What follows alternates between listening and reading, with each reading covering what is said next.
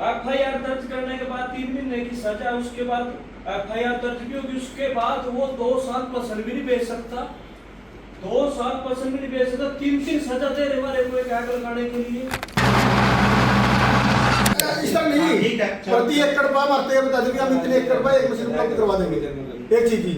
दूसरी बात, जो से किले वाले हैं, 2 किले वाले किसान हैं, उन पर मशीन किस तरह भेजोगे आप? ब्लॉक में बता दो भी क्या मशीन दोगे, वही है ठीक है ना। और भाई जिस गांव में गई उस गांव में दे भी कई दिन में ठहरोगे और कहाँ ना करवाओ। जगह चाहिए सर, धान की कटाई शुरू हो चुकी है सर, कुछ अवशेष जलाए जाते हैं, इसके सर बारे में क्या कहना चाहिए सर? देखिए, धान की कटाई उपरांत जैसे ही हमारे किसान कुछ बचे अवशेषों में आग लगा देते हैं, उसको रोकने के लिए हमने व्यापक स्तर पर कार्य योजना बना ली है और उपायुक्त महोदय की अध्यक्षता में इसकी मीटिंग हो चुकी है।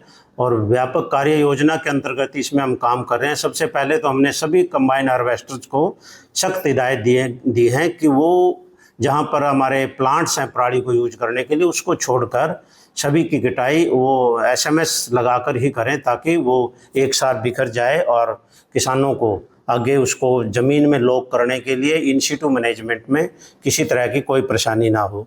और इसकी जांच के लिए कि ये कोई भी जलाए अनजाने जाने में, उसको लगातार जागरूक किया जा रहा है।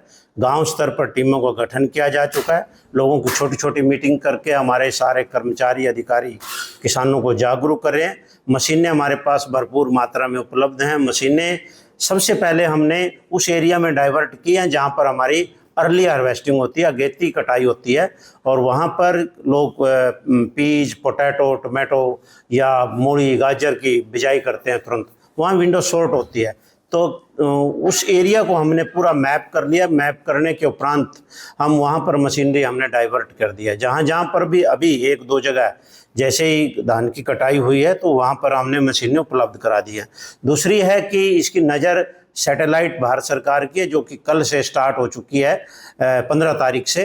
तो वो इसकी लोकेशन हर रोज़ हमारे मोबाइल पर, हमारी मेल पर भेजेगी और हम उस लोकेशन को ट्रेस करेंगे।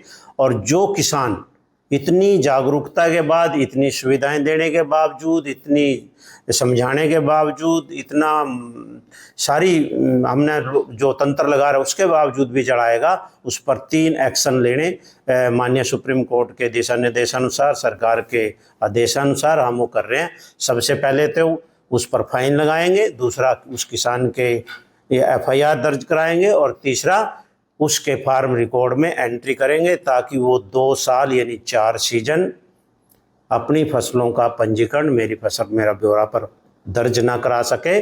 और मेरी फसल मेरा ब्यौरा पंजीकरण के साथ ही कृषि विभाग की सभी स्कीमों का लाभ मिलता, तो उस लाभ से भी वो वंचित रहेगा।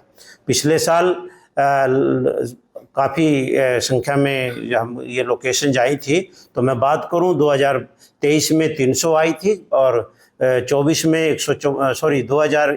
में 300 लोकेशन आई थी, 2024 में 154 आई थी, और पिछले साल 132 लोकेशन आई थी जो हर्षक ने दी थी। लेकिन वो हमारे धरातल पर पिछले साल केवल 72 लोकेशन जी मिली थी, जिसकी हमने रेड एंट्री कर दी थी, एफआईआर दर्ज करा दी थी और उन पर फाइन भी लगा दिया था।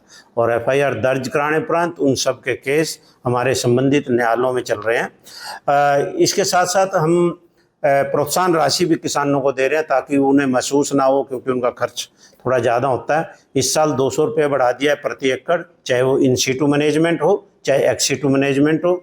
इन सीटू मैनेजमेंट यानी फसल को ज़मीन के अंदर ही लॉक करना, उसको काट के, पीस के, तोड़ के, मरोड़ के ज़मीन में मिलाना।